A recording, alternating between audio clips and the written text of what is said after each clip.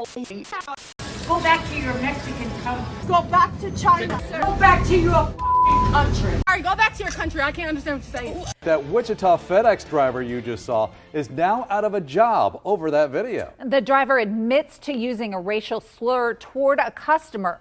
Mira, la vino y me aventó mis vanities. You can kiss my white. Just leave. Girl, leave. Sorry, go back to your country. I can't understand what you're saying. This is America. No. This is America. I know this is America. I don't know.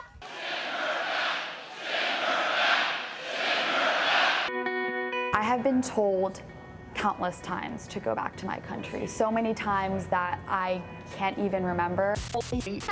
So if you saw the intro, you know what today's topic is about. It's about telling people to go back to their country.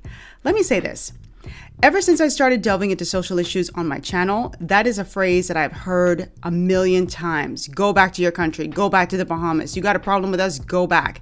It is such a degrading, silly, and demeaning statement, to be honest with you, and I absolutely hate it. And I know that I'm not the only one who gets it. Lots of foreigners who live in the United States get it every single day, and it happens all over the world. Even in my country, people say it, and I've always hated it. It's just a stupid statement to make. But I've been hearing it much more often these days because, as I said earlier, I've been delving into social issues, and hot button issues are those things that, you're going to find are very polarizing. They're going to be individuals who agree with you and people who disagree with you. I have zero problem with people disagreeing with me. If you can give me reasons why you disagree and I feel like, there is merit to what you've said, I can understand where you're coming from. Yes, you disagree with me. There's no problem in disagreeing with people. I absolutely welcome that. I always say you don't want to ever get in an echo chamber. You don't want to find yourself in an echo chamber where people are just sort of co-signing everything that you believe. You need to have dissent. You need to have criticism. But when I see that line, go back to your country, it doesn't even hurt me. It annoys me more than anything. I find that it comes from a lot of people who are very immature in their thinking. They believe that if someone is in the United States, and I'm here as a legal permanent resident, right? I pay my taxes. I am a good resident in this country, as I should be, and I'm happy to be in the United States. I love the United States. I've been coming here since I was probably 2 years old. From I was 2 years old, a lot of Bahamians, a lot of Caribbean people, they travel to the United States for food, for education, for clothing, for vacation. This is where we come. It's so close to the Caribbean. But I hear people saying, go back to your country every single time I have a criticism about things that I don't like. I spend a great deal of time on my channel too. If you are familiar with my channel, you know I've been very critical of my own country in the Bahamas. And it goes without saying that there are going to be things in the United States that I am not comfortable with, things that I don't support, things that I just don't like.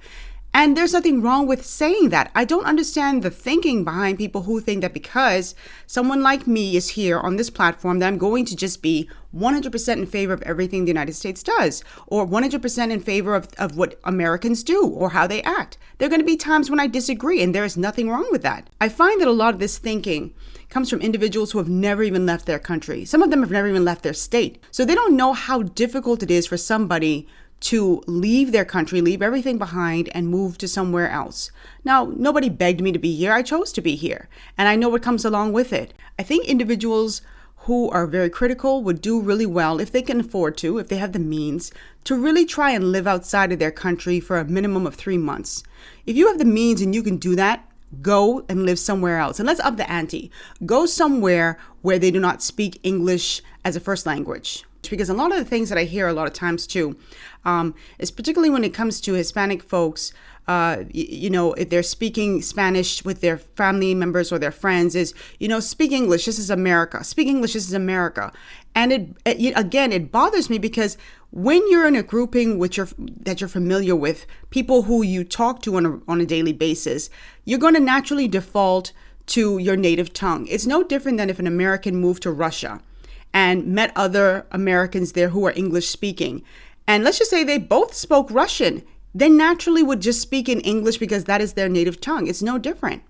And that happens so often. People are so quick to tell people, speak English, you're in America, speak English. It's just so insulting. And we've seen some of that in the beginning of this video with some of the things that people have said. What's sad is when it comes not just from laymen, regular folks like yourself and myself, but when it comes from politicians, then it's just on another level, because I expect politicians, I personally hold them to a higher standard, and I expect for them to walk a fine line when they're dealing with people. And as we saw earlier in the intro with Donald Trump, it was just disgusting behavior. I remember getting into conversations with a few African American classmates that I had when I was in university.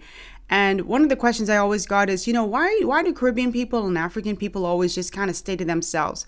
Why do they not assimilate into society? And I said, well, I don't know what you're talking about. I know a lot of Caribbean people who do assimilate into American society, and I know Africans who do the same.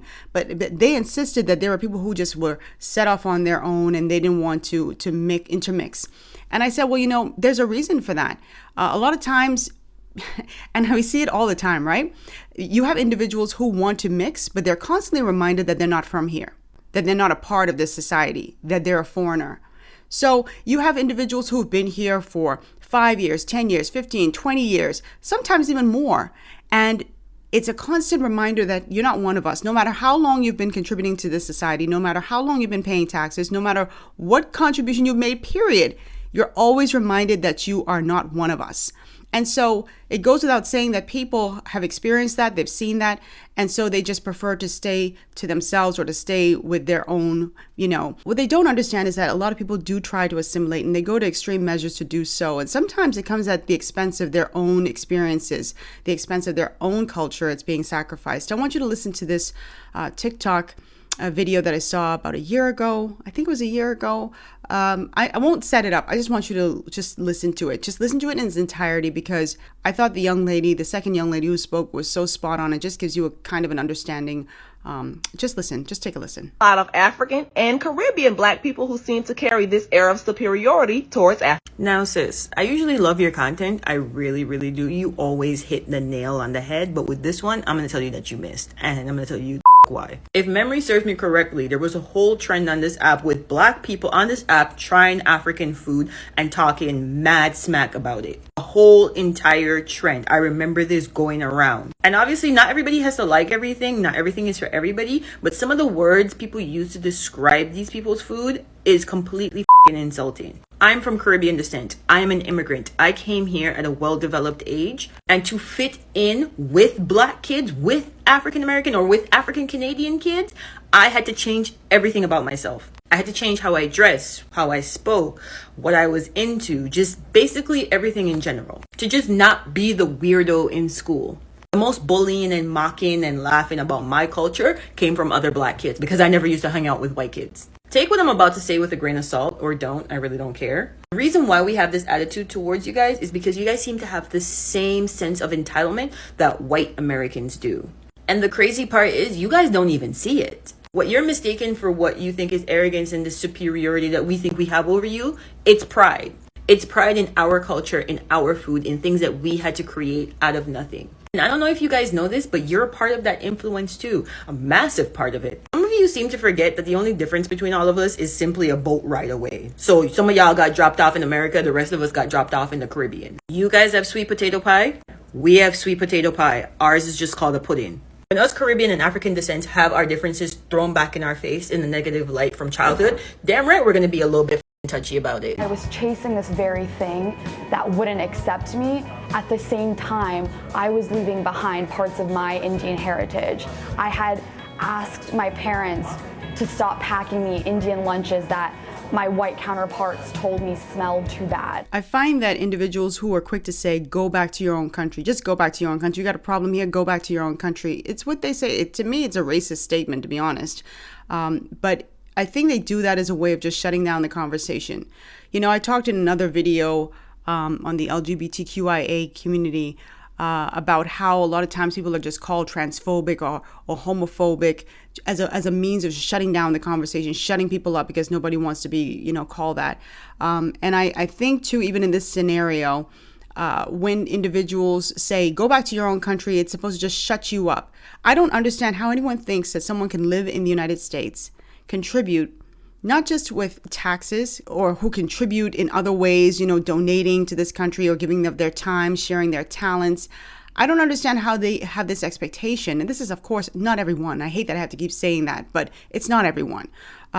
But I hate that they think that someone can be here and contribute, work, live, share experiences with family, friends, and not have anything negative to say about the country, right? There are Americans who are very, very vocal about things that they don't like. White Americans, Asian Americans, African Americans, everybody, they have something to say. But I don't know why there's this thought process that when someone comes here and a foreigner comes here to move here, relocate here legally, and they're paying their taxes, they're contributing to society, that they're supposed to somehow just shut up. Just shut up. You have a problem with this country? Shut up. You don't like the way our government is run? Shut up. You have a problem with the garbage in the street and you're talking about how certain folks are just nasty? Shut up. You have a problem with me? Shut up. If you have a problem with me, you have a problem with my country, you have a problem with the way government is run, just go back to your country. Go back to your asshole country. And that happens so often, and it's just such an immature way of thinking. Imagine being in a relationship or a friendship with someone, and the minute you have a criticism, they shut you down and they tell you, well, we don't need to be friends then because you have something negative to say. You could have been saying all the most positive things about that person, that partnership, that union for years. But the one time or the two times that you say something, that they deem to be negative, it's like, shut up and, just leave the relationship. Just go your own way. It's just so asinine, to be honest with you. And I hate it. I do want to say that I am so grateful to so many Americans who have been so warm and so welcoming, not just to me, but to other people as well. They know that this is a melting pot and they understand the value that immigration and immigrants bring into this country, the wealth of knowledge that they bring, the cultural aspect that they bring. And I think sometimes people just overlook the impact, the economic impact that a lot of foreigners bring in, the cultural aspect, the diversity that they bring into this country. It's just so easy to overlook that because you just don't like when somebody speaks out against something that's going on. I think it's really silly, but I do know that there are a lot of Americans who don't feel that way, and I'm so grateful to them for that. Sometimes when I'm scrolling through my comments and I'm getting hundreds, sometimes thousands of comments, depending on what the video is, the minute I see individuals talking about go back to your country, and it usually comes from two groups in particular, one of whom is this ADOS group, which the folks who represent that, they come across so nasty. It's just disgusting to me. But the minute I see that go back to your country, I just scroll. You want me to read your comment? You need to come to me with some sense. Like I said earlier, you can disagree with me all day. I actually welcome that. I never, ever want to get in an echo chamber. I don't have an issue with people disagreeing with me. But blatant disrespect, just being vile, just being nasty, I scroll in. I don't block and I don't delete. I leave it right up there. If anything is removed, trust that it's probably YouTube who did it, because you probably will leave a nasty comment somewhere else. I leave it right there for everybody to see what you did, what you said. But the minute I see those comments, I just scroll. And for those individuals who are always telling me to go back to my country, I would love to go back to my country. As a matter of fact, I have a few dates if y'all interested in buying me some tickets, because I need to go to Nassau in August because my birthday in August. So, hook a girl up for her birthday. And then December, because, that's Christmas time and that's big in Nassau. So I'm going to put a few dates up on the screen and y'all feel free to get me my ticket. You can get a one-way. I'll get another one coming back to the States because I got to work. But if you want to give me a round trip, that's fine too. So y'all want me to go back? Just buy my ticket. That's all I got to say. Please and thanks. Anyway, I just wanted to hop on here to have that conversation because it just was bothering me so much. I'm so sick of it. I am over it. I just don't even understand where it comes from. Like I said, have a more mature mindset and understand that there are going to be people who disagree with you, but don't let that be the first thing that comes out of your mouth. Don't let that be the first thing that you're quick to say is to go back to your country. It is a racist thing to say. We heard earlier in the video how people were saying these things. You can't tell me that level of vitriol didn't come from deep within. I always say you get to see people's true faces when they are angry. When they are angry, they just spew that venom. They say exactly what's in their heart.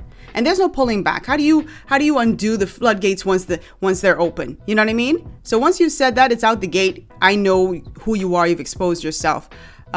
So just be careful about that and understand that a lot of people come to this country and they love America. I'm one of those people. If I didn't love America, I wouldn't be here. I had an opportunity to be in another country living and I didn't want to be there. Okay. And I'm not talking about the Bahamas because I love the Bahamas. But you know, don't just assume that everyone has to be here. A lot of people choose to be here, and they choose to be here because they love the quality of life here. They love what America stands for. They love the people.